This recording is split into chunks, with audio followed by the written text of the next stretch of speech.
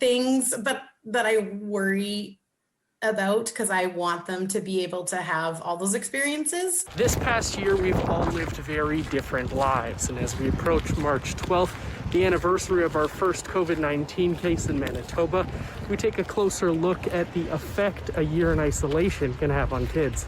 It's hard to say to both of them, like, you can't hug your friends because you want them to be affectionate and you want them to be good friends, but you want them to be safe. Janina Gerbrandt, mom of 6-year-old Nora and 4-year-old Ryan, says it's sad that the pandemic has stolen so much of what she experienced as a child away from her kids. My 6-year-old started grade 1 and, she wears a mask every day. And I've kind of made comments here and there of like, Mom never had to wear a mask going to school. Like I don't think that they really understand that this isn't anything any of us have ever experienced before. Gerbrandt says it's a balancing act, teaching your kids to be safe in a pandemic while also not showing them the ugly side of COVID-19.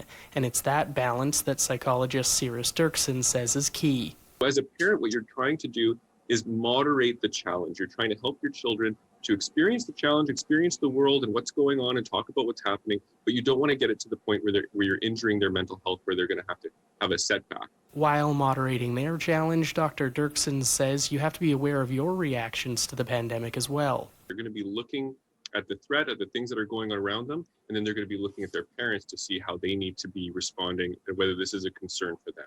Despite the time lost for kids to be kids, Dirksen says for most, the effects won't be long-term. As an adult, you'd have like 42 questions, but they're just like, all right, this is it. And, they just adapt so easily that I hope that this is just a phase in time. Some of these things are just going to be normal for the next generation, and they're not going to think too much of it.